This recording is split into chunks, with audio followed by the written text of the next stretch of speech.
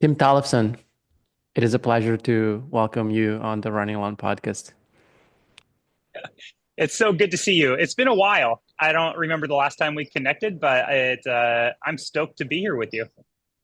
We connect here and there through social media, but yeah, it's been a while since a proper chat. And actually, like the idea with this conversation was to just have a conversation, not record a podcast. But then we kind of agreed to turn it into a podcast, um, but not because it needs to be like an interview format, just because I think there are some things that we want to discuss that can be interesting to share with other people.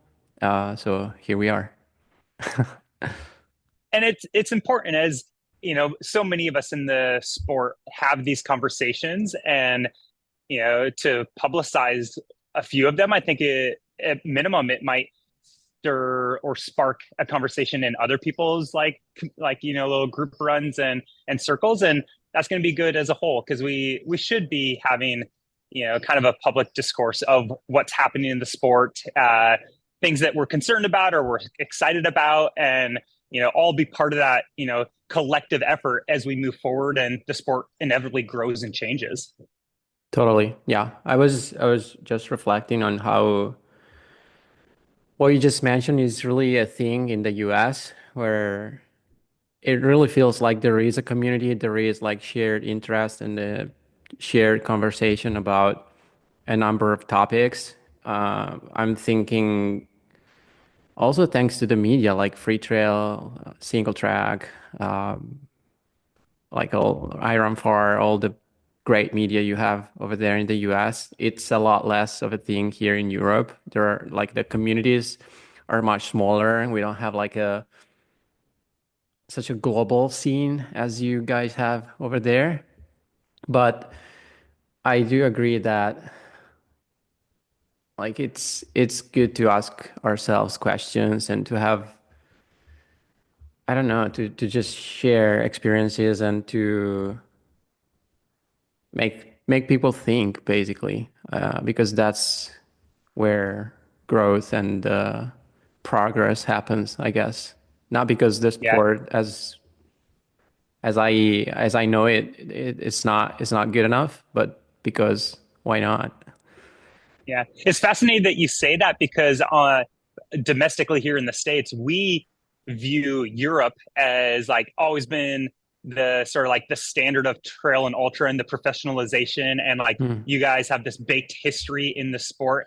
Obviously, we do as well, but the amount of fanfare. And so to hear you say that, like in the States, we almost have more of like an ecosystem of media and, kind of that community development. It's fascinating to hear that just kind of, the parity between the two. Cause yeah, I grow like coming up in the sport would have thought, oh no, like Europe has that robust media scene and like very, I don't know, it's like a baked in kind of global presence about it. But it, I don't know what it may be that it's a little more top heavy in the like performance side, really like, the competitive side of the sport versus in the US it's maybe been a little more of that sort of grassroots nature kind of like backyard cobbled together an experience with some friends and that like led into more of the development of the sport as opposed to like real top heavy performance standards.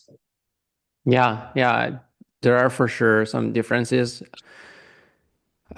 I challenge you to mention a few big and influential European media because we have a big barrier that is the language. In each country, we speak a different language. So obviously, Italy is a lot smaller than the US, so the Italian community is a lot smaller. We do have a few media here in Italy, but definitely not established and not as big as in the US.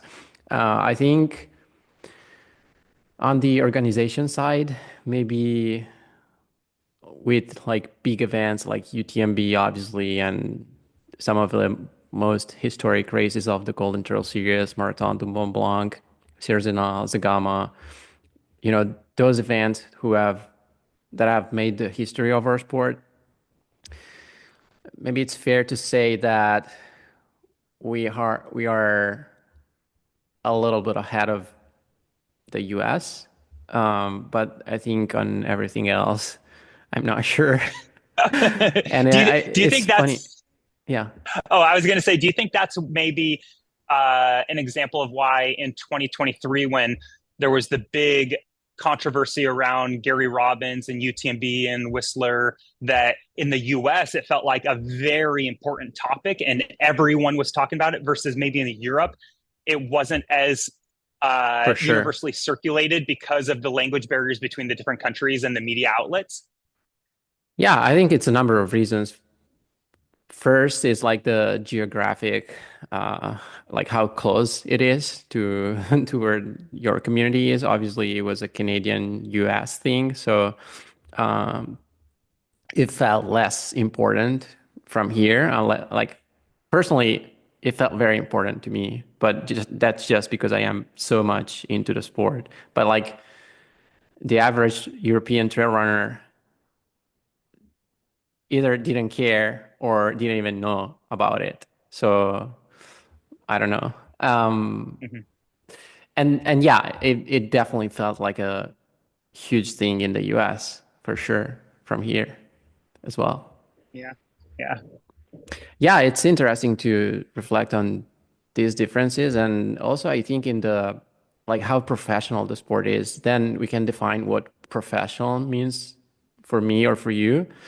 But as Europeans, we see America as the land of opportunities, and we think it's probably easier to get sponsors to be a professional athlete in the US. But then when I was there, for example, I didn't realize how other things, like how the life of an athlete is maybe more challenging in the US compared to here in Europe, like taxes and how expensive life is, and just a number of very practical things that maybe you don't understand unless you're there, unless you talk to people.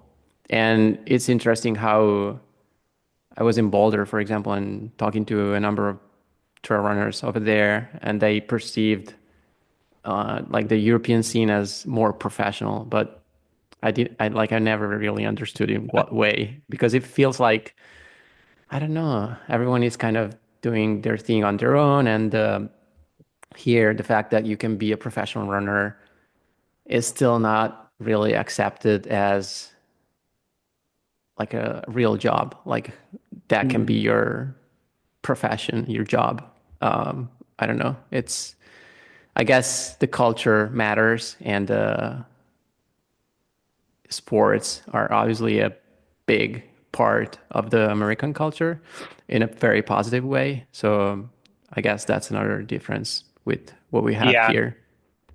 And I think there is probably a general misconception from the public standpoint of what a professional athlete in trail and ultra is, where you would assume, oh, these top level athletes are fully supported. They don't have to have other income sources, and with the exception of very few, that are making the multi six figure livings, it's I would argue that a lot of or most of your favorite trail runners are below the poverty line, even in the U.S. But like you said, in the US it's probably easier in the sense to get some support than in Europe. I've noticed that through my career, just talking to friends in Europe, where it's like, they're very accomplished athletes, and I know my deal is better than what they're getting. It's and so I think it's still a very young sport on the professional side, and there's a long ways to go in terms of like really supporting the talent and making sure that we don't, I don't know, exploit that talent and kind of extract a lot of value from them without setting them up for success, and even like a long term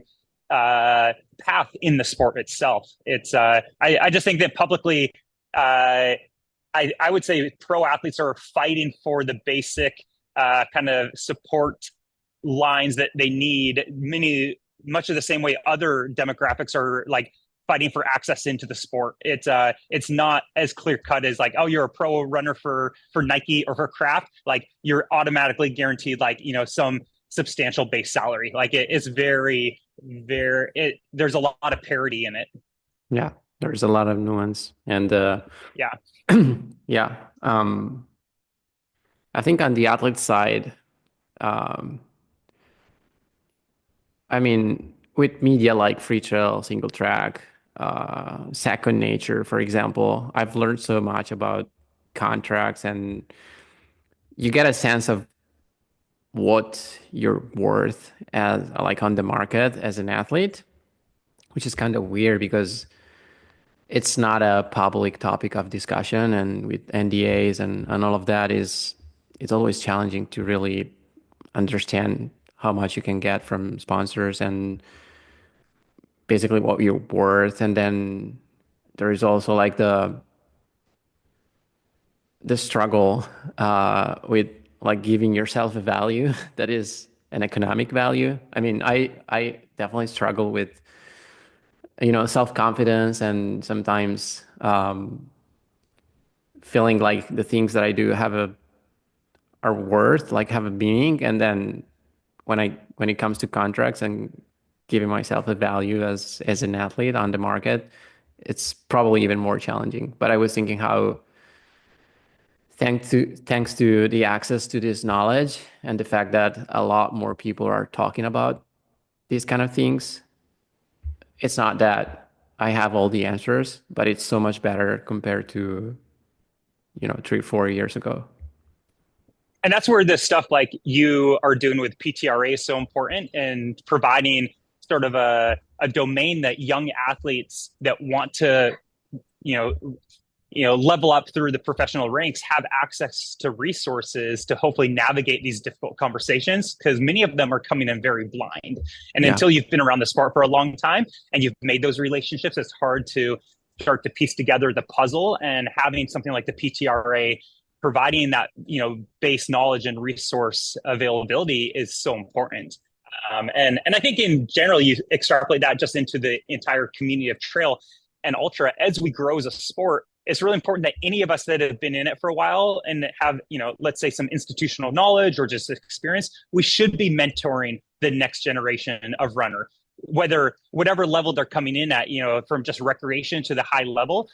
That's how we can really start to like pass on the things that we care about as a sport. And that mentorship, I think, is vital. And I hope that it's happening everywhere. And if it isn't, like, I would encourage anyone listening to like, reach out and start to like mentor someone in your space, in your community, or like actively encourage and bring someone in and say, hey, like, I see you're running some trails, you want to join our group, and like, just lead by example, kind of be a model citizen for what it looks like to be in the trail and ultra community. Yeah, totally. Yeah. I never feel like I'm in the position to teach anything to anyone, but I guess another way to frame it is like to just make yourself relatable and just help people. Like it doesn't have to be I teach you something, but I can help you figure out your way, your direction forward. Yeah, with the PTRA, I think there is a lot more than we can do. Honestly, it's one of the topics that I wanted to touch with you. I feel like we've done a good job so far, like pretty good, considering that, I mean, we are basically all volunteers. Um, we don't have a ton of resources. We put a ton of like a great effort. Like personally, I try to do as much as I can.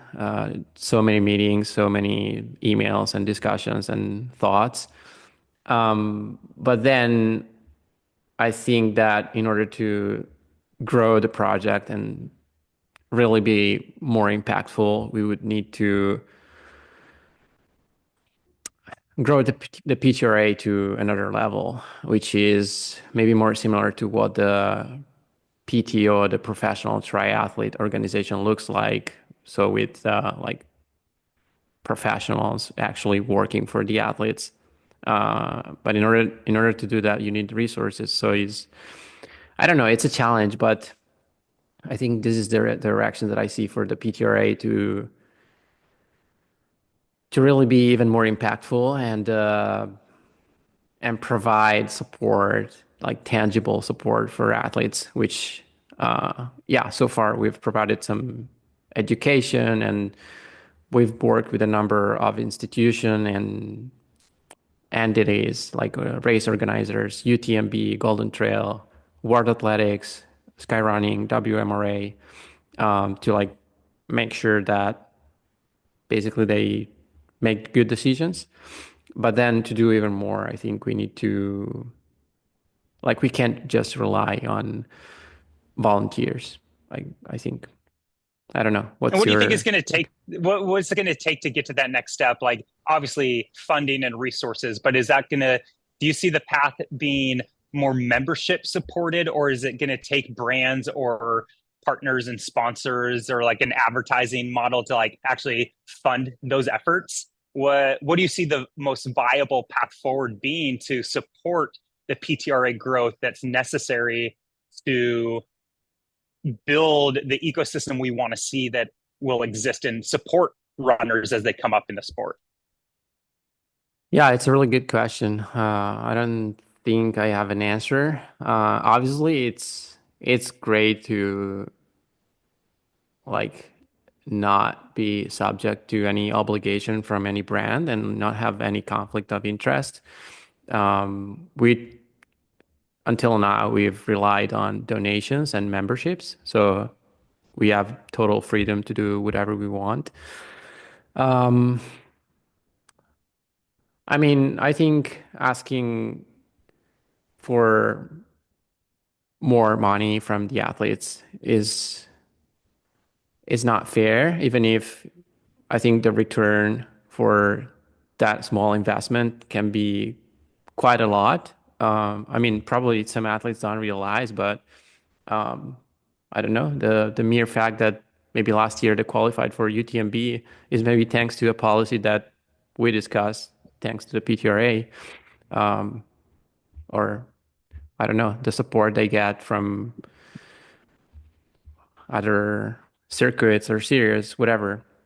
Just an example.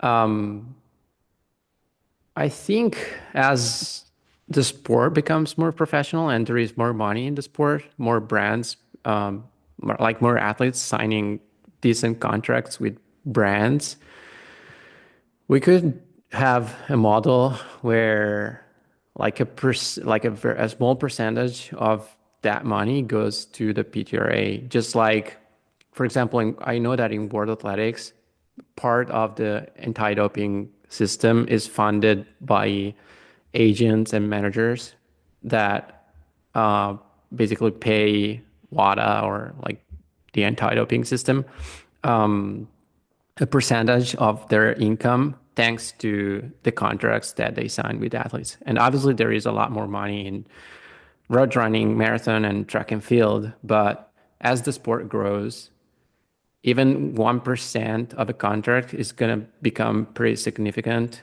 And that scaled to, I don't know, 200, 300 athletes can be like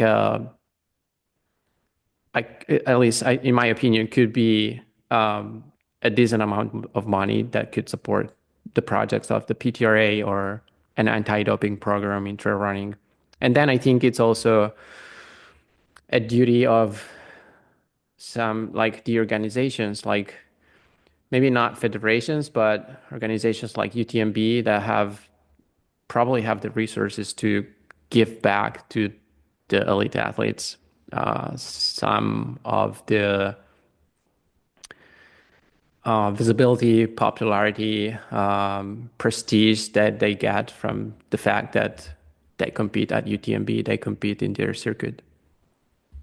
That's what I agree, and I think I have found that as I really dive down the rabbit hole of anti-doping efforts, that it's going to take a collective effort of all the major stakeholders to Yeah. help fund and support a true out of competition testing system that's going to benefit the entire sport. But it is going to take everything from the brands and the agents to the even the coaches, the athletes, the national federations, the events, that shared cost would allow us to collectively offer a program that actually is going to be effective. I know personally, we've been drug testing at Trail Fest, the last 2 years. And it's basically like I'm just lighting my own money on fire because race day testing is is not it's basically gonna potentially catch the foolish athlete that didn't know Yeah. what they were doing. And so, but if we could pool all those resources and efforts together with other events, it could actually be effective. And I think as the sport grows, I hope that we do get those things in place so that we can actually establish it. But they are challenging conversations, but very important ones because we want to protect the integrity of the sport. And then I just think you're right in that collective approach would allow us to do a lot because we can't be naive. There's a lot of money in trail. There's a lot of money circulating out there in, there's a reason why big corporations are getting involved in this space. They're not Yeah. doing it philanthropically. Like they see, a value that they can, eventually extract, and they're going to leverage that. And so I think it would behoove us not to appreciate that there are resources. It's about, hey, how do we connect with the right people, you know uh basically convey that this is very important for the growth and the well-being of the sport, and getting those parties in the same room together so we can collectively have a positive impact. Yeah. Yeah. I think making them understand that if they are extracting resources from the sport, they also need to give back in in an impactful and positive way. Like you can't just pretend to extract resources from the sport. Like I think like I'm thinking about brands, even advertisements or like the activations and the things that they do in our sport.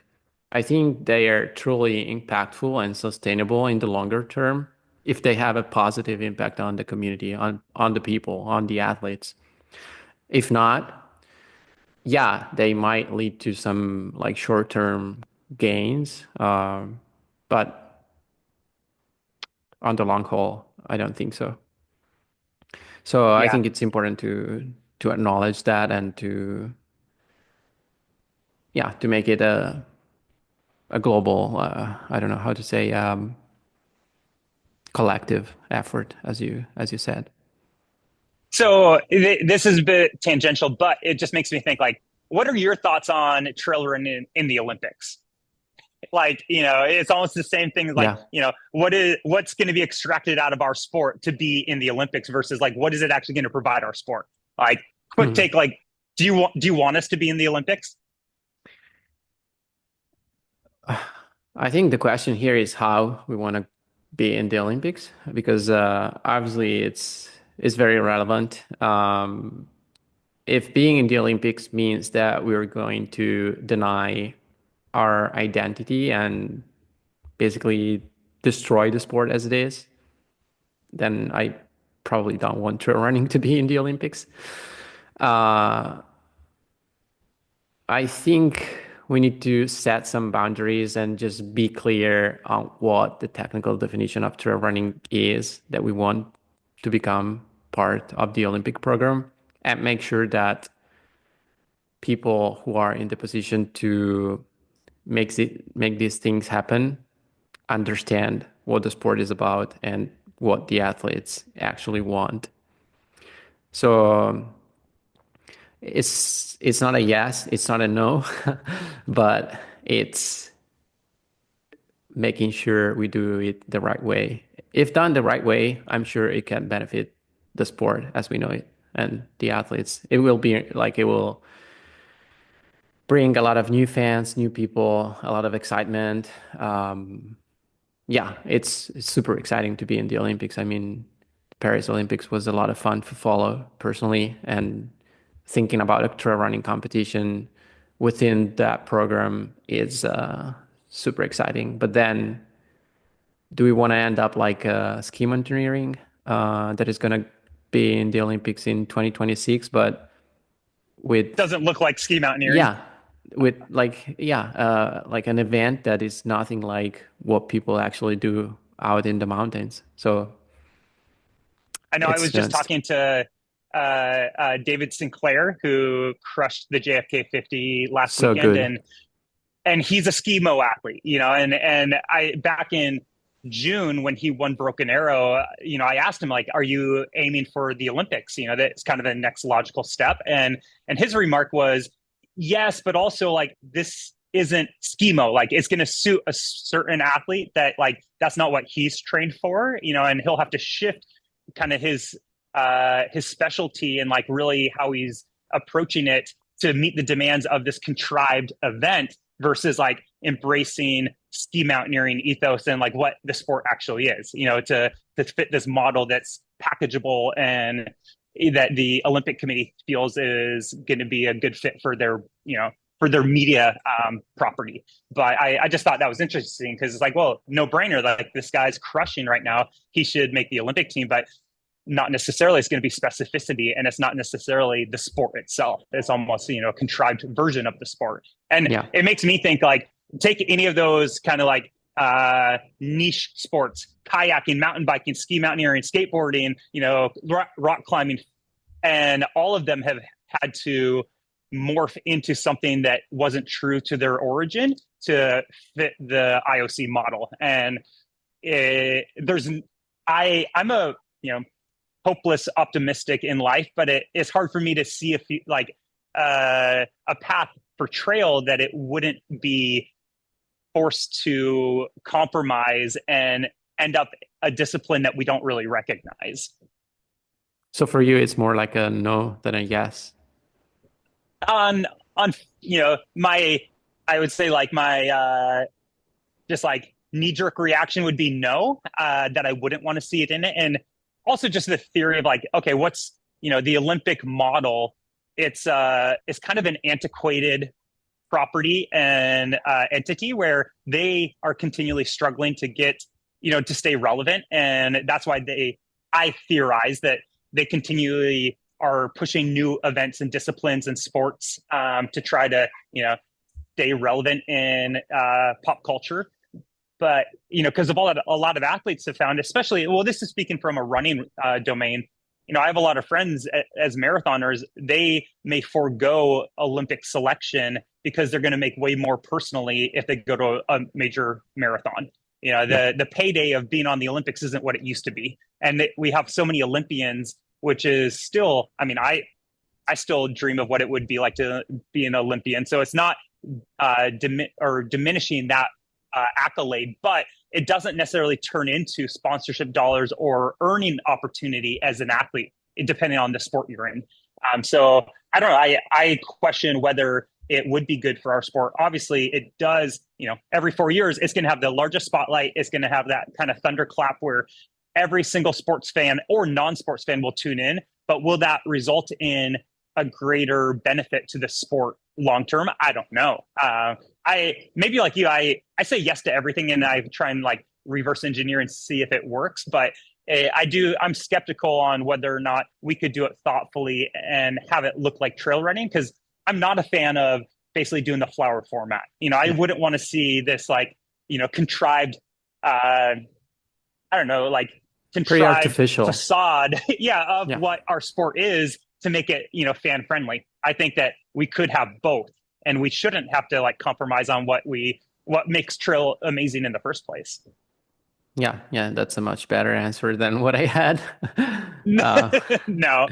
I mean, yeah, I definitely agree with you. And also thinking that, yeah, we may get attention and spotlight once every 4 years, but then what happens in the other 3 months and like 3 years and 11 months that nobody cares about trail running? Like, what do we do? How, Yeah. what is the state of the sport for And us? that's what makes me think of, like, coming now that I have a couple years of being an event producer.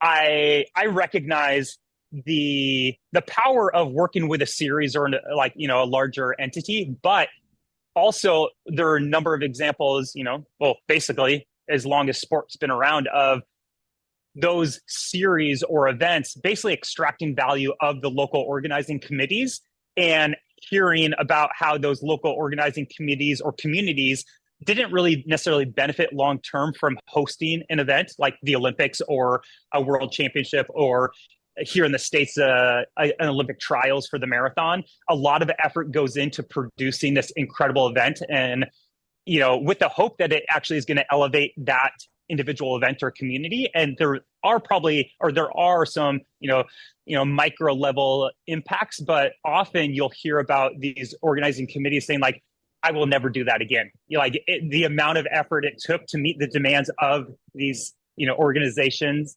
it's they don't see the value return and on Yeah. their hard efforts and all their volunteer groups. And so, I kind of view that same thing as I look at the Olympics or others of like, okay, like what is the benefit to the local communities? Like, is it actually going to be impactful, or is it going to further divide and sort of cannibalize the resources that could be going elsewhere? And I think that's more just like a general kind of thought. I don't know, like sort of Yeah. a I don't sure it's more like a just kind of a working thesis of like, is it actually going to benefit the people that you would hope it benefits, or is the party that comes in, they get to extract the value and then they move on to the next one? It's I Yeah, don't I know. think we need to ask ourselves, like, what is the point of having those big events if they don't leave any, if they don't have any positive impact on the communities? Like,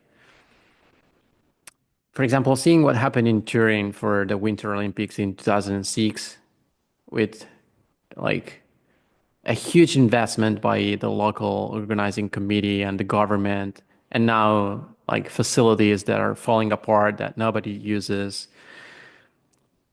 I don't want that to happen. Like obviously it's not good. Like it's a waste of money and nobody is really taking the benefit from that edition of the Olympic Yeah. Games. So like what's the point?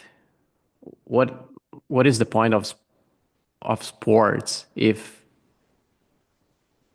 they don't have a positive impact on people's lives? Like it's we do something that is pretty useless. Like we don't produce anything that is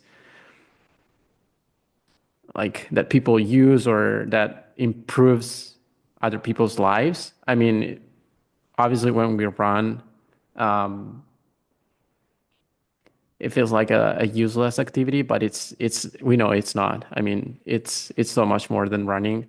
But then on the organization standpoint, like why are we doing races? Why do we need to organize such big events if they don't have like if they don't leave something good to the people who are actually actively working at these events, who are living in those communities? I don't know. What is what has your experience been with the Mammoth Trail Fest and the Golden Trail series? Overall, I would say, well, it's been challenging, and I knew that would probably be the case going forward. I viewed working with Golden Trail as a mutual positive, for piggybacking on what I just said about local organizing committees and things I've seen in the past.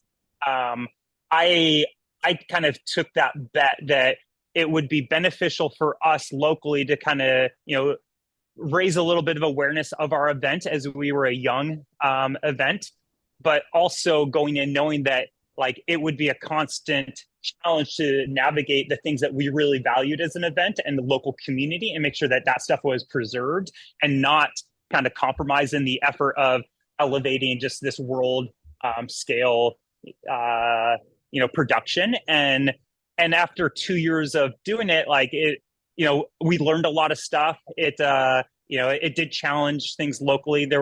I felt like I had to be a bit of a mama bear, where it's like I had to like really protect and fight for our local entities and groups that were involved to make sure that they didn't feel like they were being exploited. And it's I would say that I have and still have this working thesis in my head that like I want to and believe you can have both ends of the spectrum elevate one another. So like the tip end of the spear or the sport, like yourself or a Judith Wider or a Joyce, I believe those athletes can bring something to an event, and at the same time as we really cultivate the mass participation and the community aspect. And I think both are better off having the others involved because it's a representation of our sport as a whole. And I had some wonderful dealings with Golden Trail over the last 2 years, but there were several times where there was more friction in.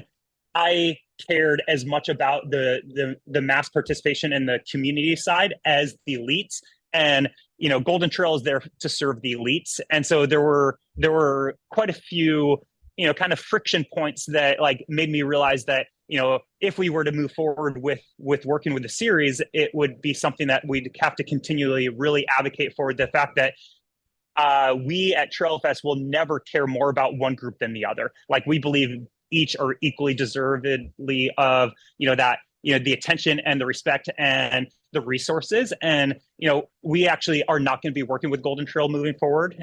So we will not be part of the series in 2025 or however long it goes on. But I think it offered us a lot of insight into the workings of how a global series operates. And I found it fascinating as just a fan and an event organizer. But ultimately, I think it makes more sense for Trail Fest to continually advocate and push for the things that we really value and care about. And it's I think we'll part ways having mutual respect for each entity. And like I again, yeah, learned a lot, but I'm excited to kind of continue this thesis of like, I want to build both ends together. Like, I think that we can have, the front and the back complement one another, and there shouldn't have to be a compromise, on either side. Yeah, I see.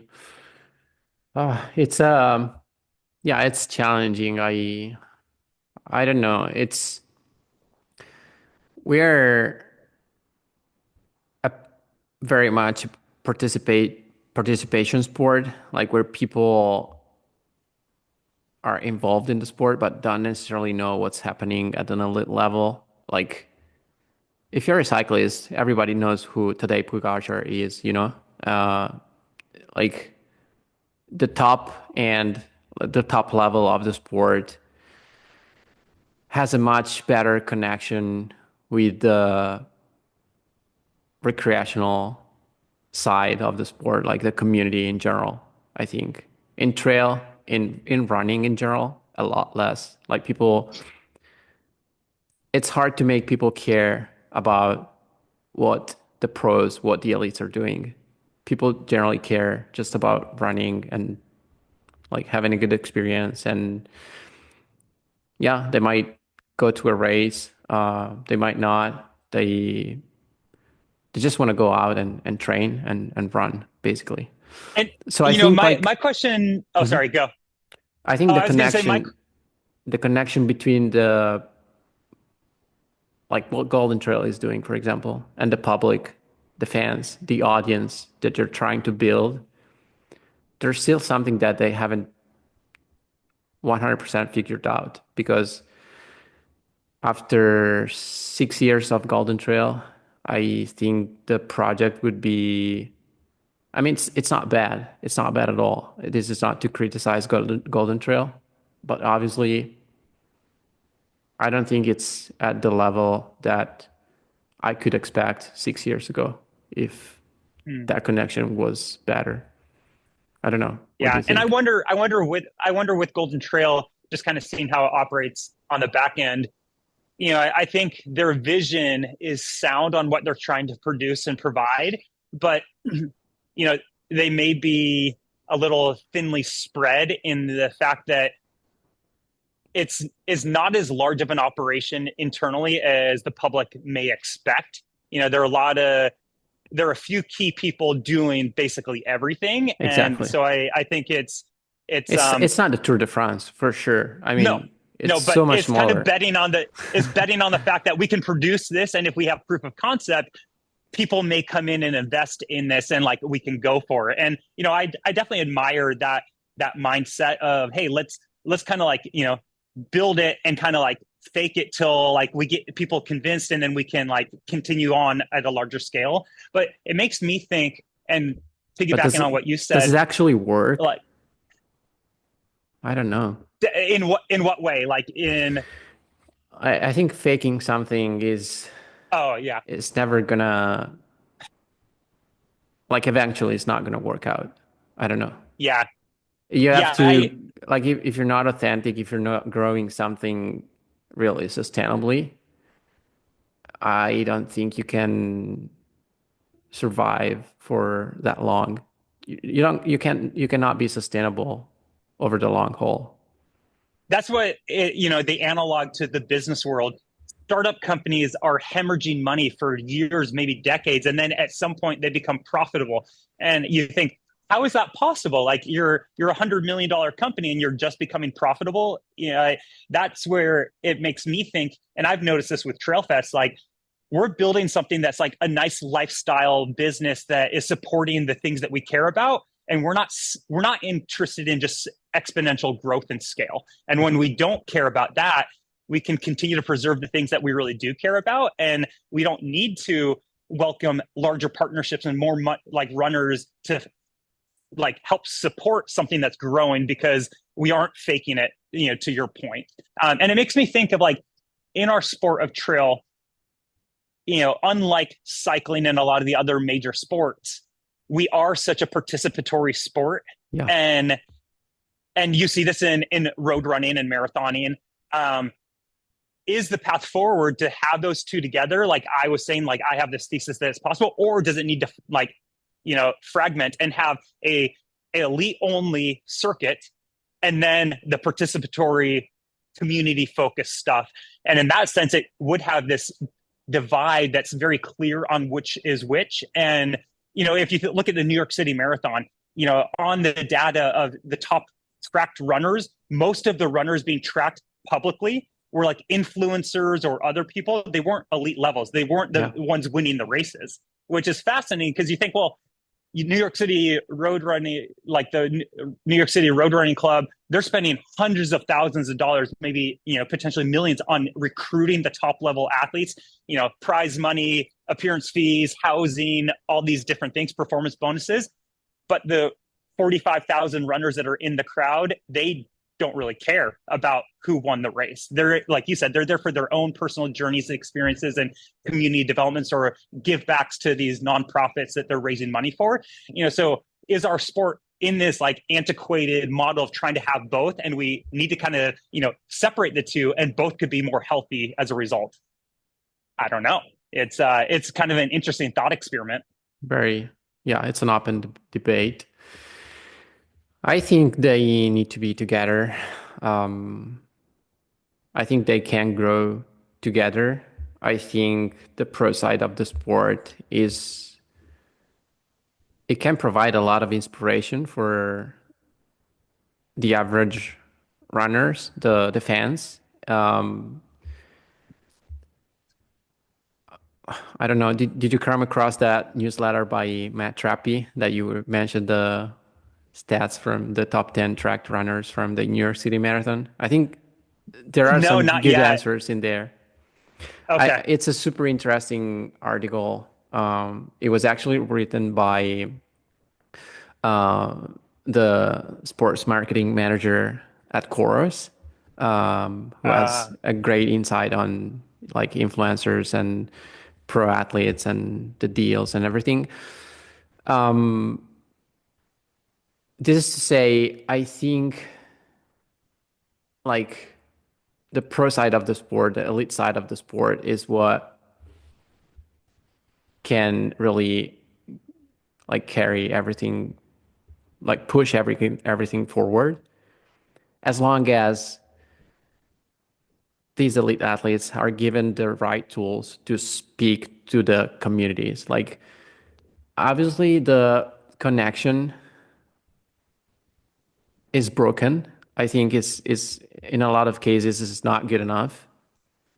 What needs to happen is that these athletes, these people, they need the right tools to speak to these audiences. And I think the brands can be the connection because they can provide these athletes the platform to speak to this audience.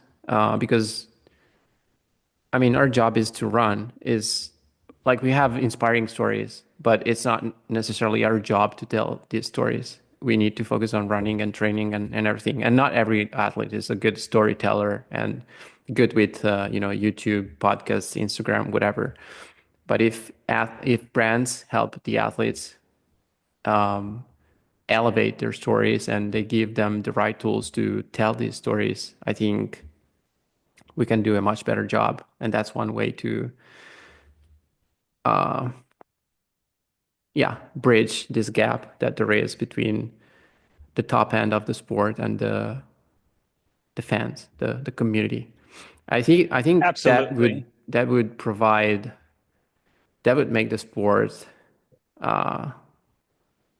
probably healthier. I mean, sometimes a lot. I mean, I'm not. I am positive. I consider myself a positive person, but I do have a lot of thoughts and opinions and ideas on how things should be. Like I always see like how things should improve. Like I'm never 100% satisfied with the status quo and how things are at the moment, if they're even if they're not bad at all. So I guess it's just my nature, and I see a lot of potential in many things. So I don't know. I think what you're describing there is like, you know, these relationships between brand and athlete or organization and athlete or any collective uh partnership. It should be more than like a partnership is should be more than just an exchange of, hey, we're going to give you a free entry or we're going to give you a base salary or a performance structure. Like we should be collaboratively trying to build it together and give you the resources to be successful. It's kind of like I talked to some individuals at the running event this last week about how there are like companies or races that are attempting to like elevate individuals from underrepresented communities that have hard like have they face more barriers to entry into our sport than others. And like there are companies that have been like, hey, we'll give you free entry to Western states. Like that's great, but like did you also help them overcome the other barriers that are going to allow them to be successful? Like just a free entry isn't always enough. Like you need to like help connect them with the right resources to get the education or the guidance that they can then be successful. And the like what you described with the brand and the athlete, like we need to like collaborate, maybe tell your story or help reach the audience and give you the tools so you could be successful in conveying what's important to you or the community you represent. And it shouldn't only be on the athlete to do that. Like it needs to Yeah, be a collaborative approach. And through that, like you can kind of raise the level of offering and it's going to benefit the entire sport. But it has to be a two-way street. yeah, for sure. Yeah, the article I was referring to is called like something like influencer versus athletes. The bubble has burst. It's a great article, and we'll link the article in the show notes for sure. I'll have to check that Um, out. yeah, it's very insightful. It starts from a reflection around the New York City Marathon with like the author being almost frustrated and tired with all the influencers and activations and collaborations between performance brands and fashion brands and like all the drama happening at the New York City Marathon, and asking herself, are we highlighting the wrong people? Like what value are these influencers and these activations actually Mm. bringing to the sport? I guess it's fair to ask this question for athletes as well. Like it's not necessarily that like the performance is the number one thing that we should highlight. Like why is performance better than anything else? Like why is running fast necessarily the thing that we should highlight. It's not written anywhere, I guess. So I don't know. It's just about like what do we really want to communicate, and what do we want our sport to look like. And I think if an organization, a brand, uh, people who actually have the power to highlight and make this decision, if they ask themselves this question, I think it's already a good place to start. And this goes back to the thing that we mentioned earlier, that like unless we have a positive impact on people, on athletes, on communities, then yeah, it's pretty empty. Exactly. And so it highlights the importance of our individual and collective whys that we're in the sport and trying to do what we're doing. And something I'm sure you saw, the much anticipated public, I guess, like coming out party for Vincent, the UTMB champion of 2024. His first post was about how like I want to stand for something more than just running fast. Like I want to win races. I'm sure he wants to return and win UTMB again, probably win Western States. But he wants to use his platform for something other than just moving fast. But he values moving fast and winning races as well. But it's and I think it's neat to see an athlete of that stature Yeah. kind of take a stance, because often, you'll hear the public say, stay in your lane, just run fast, win races, I don't want to hear from you, Oh like my gosh, so many I don't want times. you, I don't want you to be a human, I just want you to be a robot that like can move very quickly over trails. Like you should not have an opinion on things. And I don't think that's the case. I think we should like express our nuance and our values and the things we care about, because that's gonna hopefully help lead or leave this sport in a healthy place for the next generation to come in, make it their own. I think it's I important. I really thought it was cool that he did that. Yeah, super cool. I think as elite athletes, we have a platform, and if we don't use this platform, then what is the point? I think it's very important to realize that and to use this platform well. And hopefully I use it well. I don't know. But I do encourage other people to do so. Do you think there Yeah. is an intrinsic value in performance and running fast, or like the thing that you were mentioning about, for example, the New York City Marathon, um, giving out a lot of resources to the elites, a lot of attention, bonuses, prize money, appearance fees. Um, where is the line? Like, how much is too much? And like, obviously, I do think that there is value in running fast and breaking records and like achieving new things, not just in terms of inspiration, but just because it's something objectively hard to achieve, and that, in my opinion, deserve attention, deserve support, deserve just a return. But I don't know like, how do you see the situation in our sport? Like, is there enough support for the elites? Are we highlighting elite athletes enough, or how is the situation for you?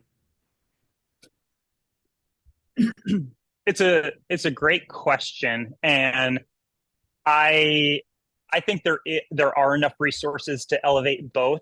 I think that it is important to your point that you know the elite or the top level performances, they do draw attention, which can be earned media. It's going to get a spotlight shown on the sport or on an event, and I think that that does naturally attract more eyeballs or interest from a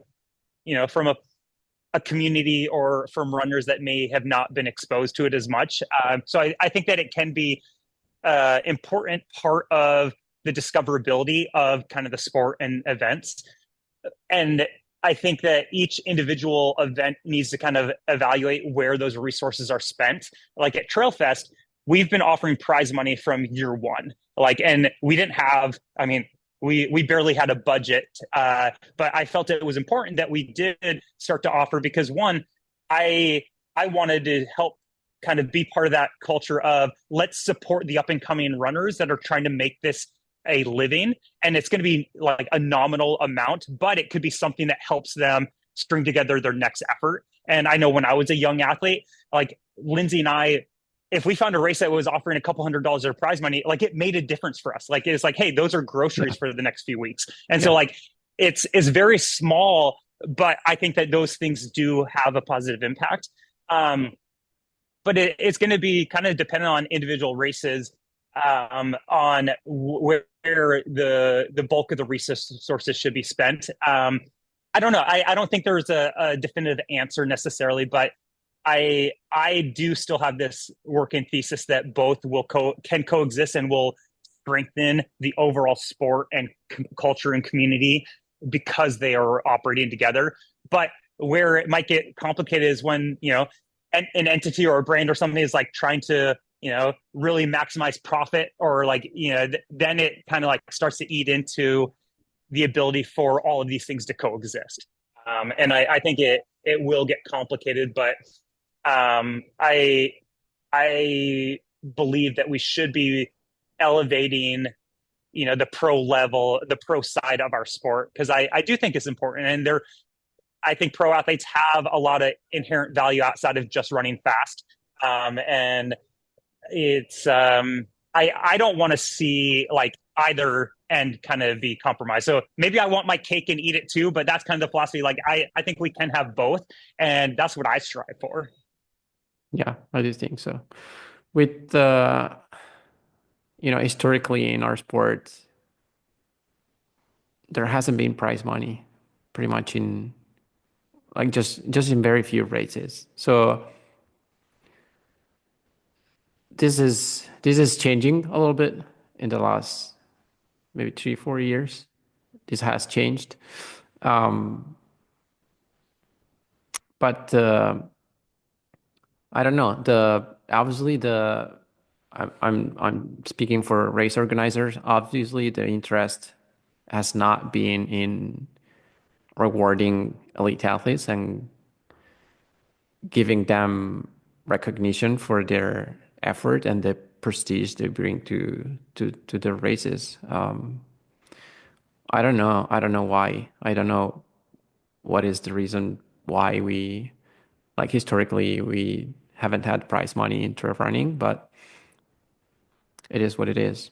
So It might be that there is a bit of a baked in amateurism that like was born out of the early days, 60s, 70s, of that I know domestically here in the States, that was something athletes in the track and field world had to fight for, to yeah, like basically earn money, because and obviously the IOC, it was an amateur sport. Like it wasn't until a couple decades ago that you could actually field an Olympic team with people making money from their discipline, which to me is ridiculous. But there could be a bit of that. Also, it's it is an investment. So as a race director, it's like, hey, if I'm going to allocate $5,000, $10,000, $20,000 towards prize money, that's 5, 10, or 20,000 that could have either gone into other things, or just my own profits. And so I think because each event has their own priorities of what they value, it would make sense that if they don't see the value inherently in having elites, like why would you pay them? Personally, I do. So I think that investment is worthy. And I mean, one, it's a marketing expense. It's kind of like, hey, these athletes are going to come and give the event, credibility. I view that they should be compensated for their efforts, because they they are trying to, like, a lot of them are trying to, make this their profession or their vocation. And I think that it's sort of a no-brainer that we should support them and offer them something in return, because inevitably, like, races, we get to use them as part of our, like, campaign of, like, all the marketing assets and resources, because they've provided this, credibility to the event, and they are going to kind of probably be highlighted in some of the campaigns that we do. So we should be compensating them for that. Yeah. Oh, we we touched a number of topics, but never really talked about you. We don't So, need to. The no, sport's more important than any of us individually.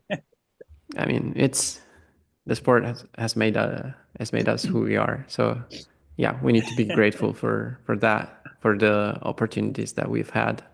Um,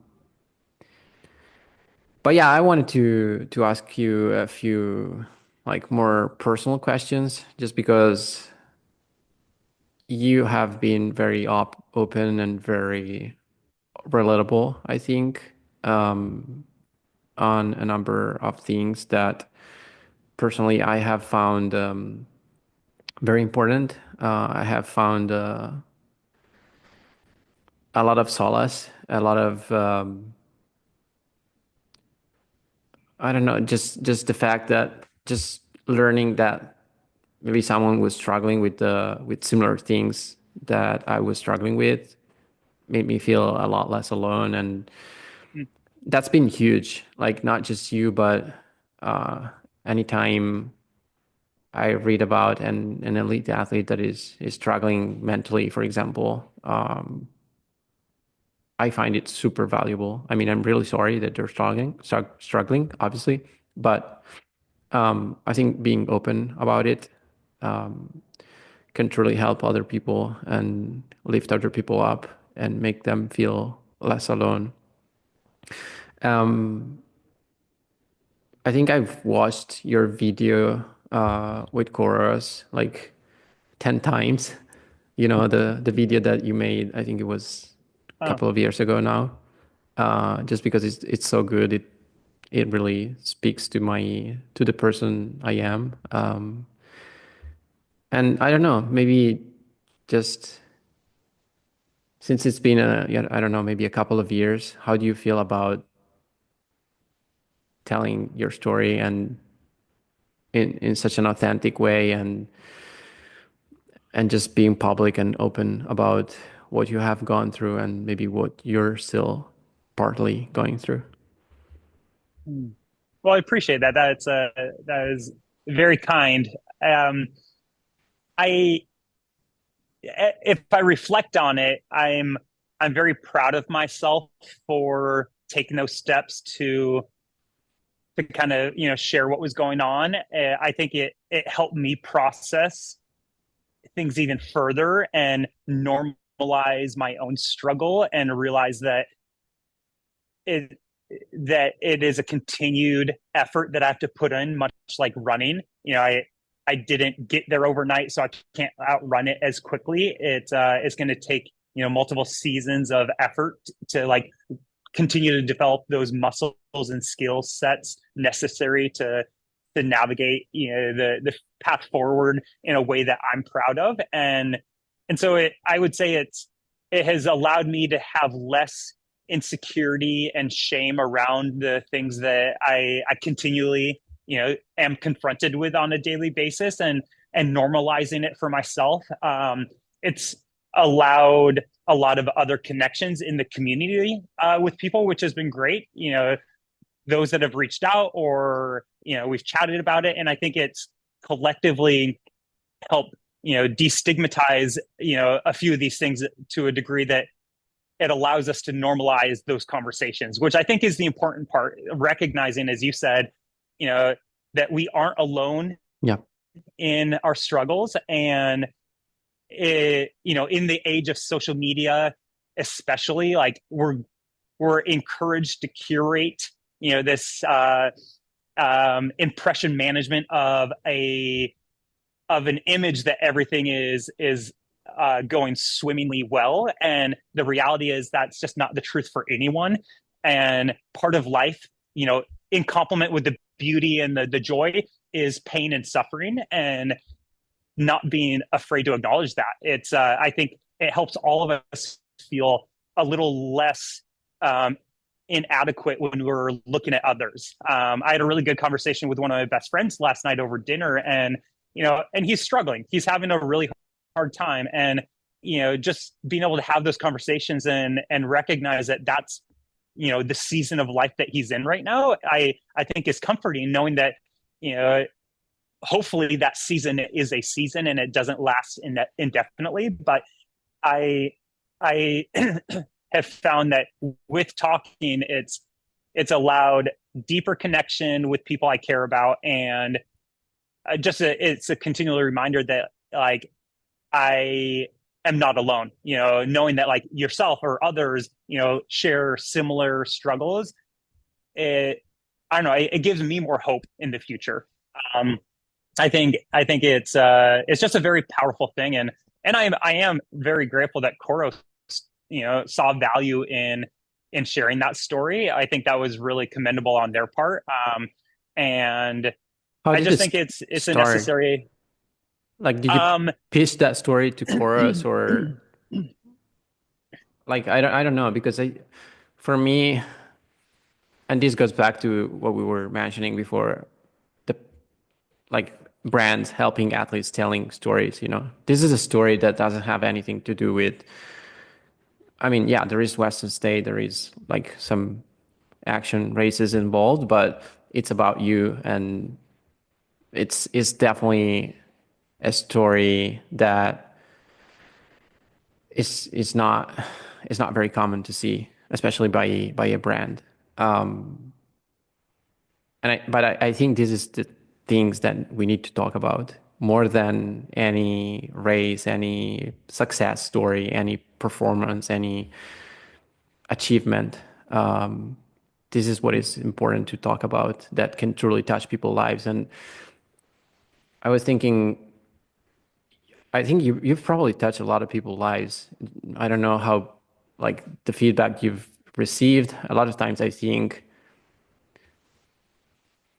like, I have been reflecting on how important it is to let people know that you appreciated something that they wrote, something that they produced, they wrote on social media, this video, whatever, just because it gives this person the validation that their story was impactful, was meaningful to someone. I think that is important. Like, just say, hey, thank you for sharing that, or I found this valuable. But how did it start? Because I think I don't know, it's just a curiosity that I have.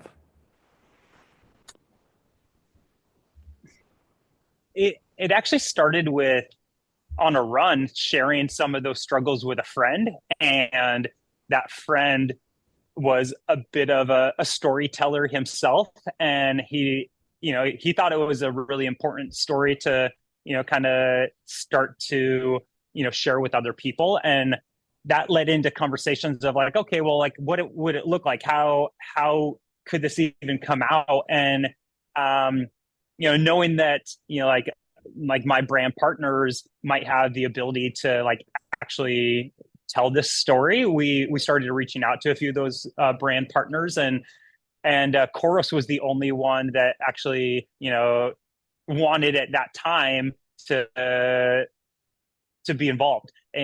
So some of like my main partner at the time, like my shoe company, was like, no, not really, it's not the right time, or we don't see the value in it. But Chorus thought like, no, I think this is an important story, and what I think was neat is that yeah, it wasn't a performance based story, Yeah. or but it really touched on the human side, and I think that's what obviously connects us is part of the human condition, that we're going to have these kind of deep personal struggles, and it's maybe there is a degree of that kind of like overcoming something, and that's something we can all relate with. There are challenges and struggles, but often through the relationships and through the community and connections that we find, that gives us the power and the strength work through the challenges and come out on the other side with an appreciation for what you went through. And it doesn't mean that it's rainbows and butterflies, but it allows you to recognize that, okay, like there is something worth continue to strive for.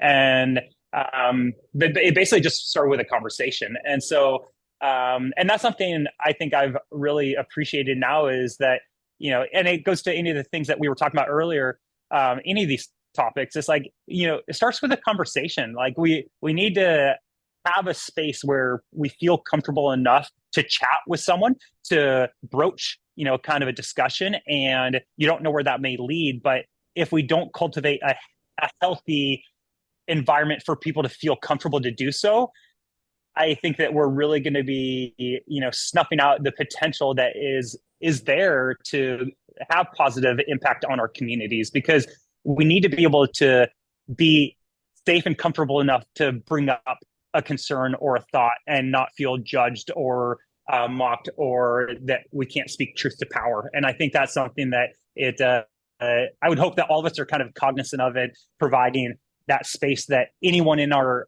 circle of friends or, of colleagues would feel comfortable being able to, have a difficult conversation, because that is, these human stories are what connect us all.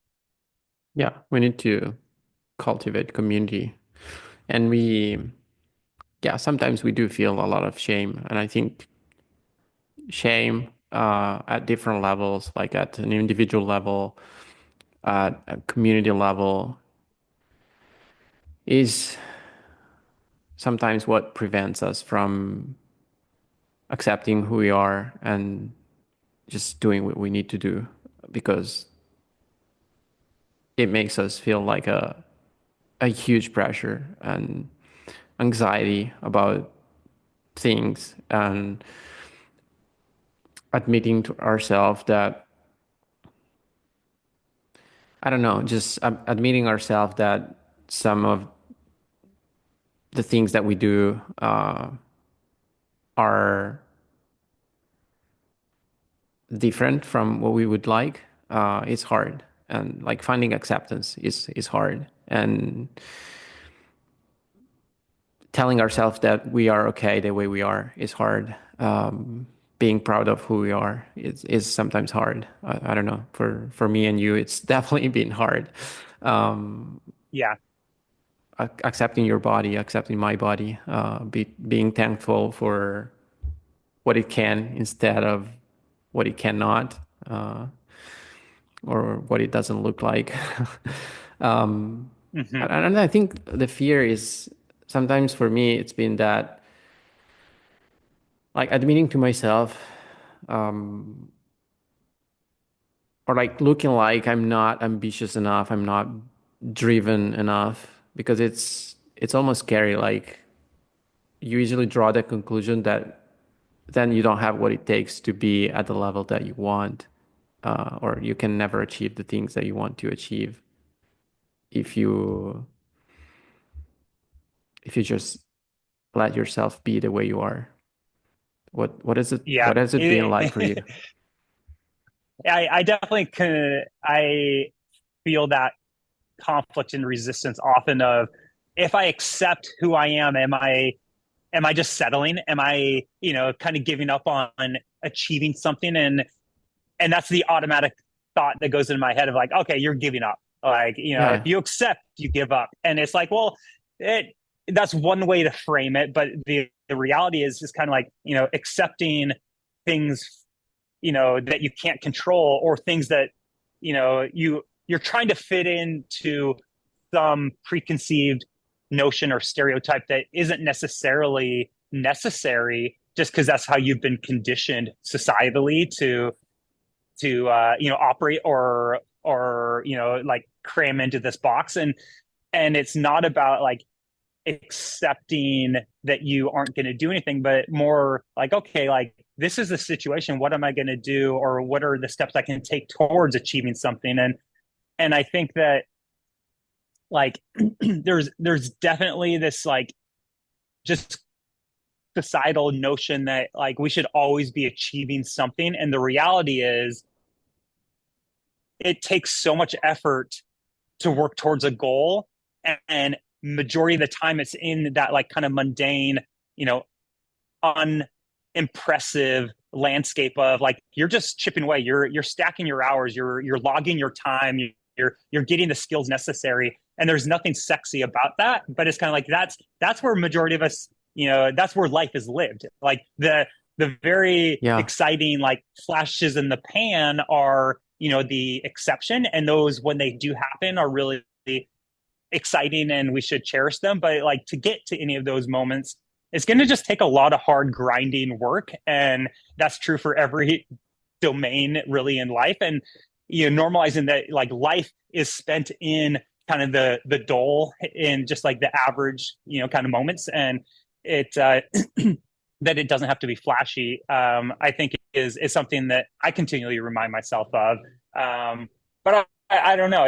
It's separating that notion of like if you accept where you're at, or if you like have this, just kind of ability to appreciate what you have, that's not synonymous with giving up, giving in, or not having goals or being driven. Like you really can have both, where you like that's something I have to remind myself often, because like if I do just accept myself for what I have or what I am, I'm like, is that me just throwing in the towel? And it's like when I start to like really objectively look at it, it's like, oh no, that's not the case. It's like, accepting that I am different and that's something to be celebrated. Like you know, my uniqueness isn't a deficit or a flaw. It's actually something very cool and should be celebrated about myself. And all of us have those, aspects. And it's I think the longer anyone is in, you know, in a sport or in a domain, you realize that like we always want to fit in. We want to like just kind of be accepted, but we also want to be unique and special and different. And Yeah. so like reconciling those two aspects is really, really an important kind of exercise to work through. And I think most people would realize like, well, I actually don't want to just be the same as everyone else. Like in theory, I do, because I don't want to like, potentially stand out or be mocked or made fun of, but I actually want to be special. I want to be different. And we should really embrace those unique qualities of ourselves. And that's something to be celebrated. Yes. Yes. Beautiful. Yeah. Mm-hmm. Sometimes once we dig inside ourselves and really try to give a form and a name to our emotions, we actually realize that it's not even clear what we want. Like we feel insecure, we feel incomplete, we feel like we're not achieving anything. But then like have you ever tried asking yourself, what do you really like, what do you want? What do you really need? And a lot of times I think we see this in terms of, achieving the next thing, or like if only I could get to this level and perform in this race or whatever, or win this race. And then sometimes you actually do the thing and nothing changes. I'm sure it's been your experience as well.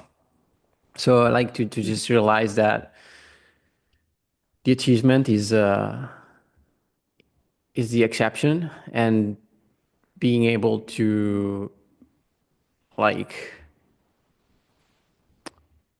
like separate the definition of yourself from the achievement is very healthy, because every time you see the gap between who you are and what you want to be, you put a lot of judgment in that gap, and obviously you don't come out well of this situation. So I don't know. These are just some of the things that I think I've learned and that have really helped me feel a lot better with who I am. And then it's just like in training, as soon as you stop trying too hard, it's I don't know. It's not the harder you try, the better, just like in training. It's not who trains the hardest that wins. You just need to do your own thing, and and that applies to a lot of other things in life, I guess. Absolutely. Yeah, you can appreciate like what others are doing, but ultimately you need to do what's best for yourself, and it's going to be a different path than anyone else. Like your journey is always going to be different, which is cool. We should celebrate those differences. Yeah. Yeah, All right, man. It's been very insightful, very interesting to talk to you. It didn't really feel like a podcast, so I'm super happy. yeah, But yeah. I think we Did we can keep solve the all of the conversation. problems the world is facing? I think we did, right? Like everything, we fixed everything. But Obviously. No, I mean, it's always an um, ongoing conversation, but hopefully, you know, this conversation hopefully will get to the right people, and I'm sure someone will be able to reflect on some of the things that we said, and that's where change and growth happens. So yeah, let's continue to um, nurture the community that we love. absolutely. Well said. Thank you, team. I'll let you get back to your day. Appreciate it. Appreciate you and everything you're doing. Thanks.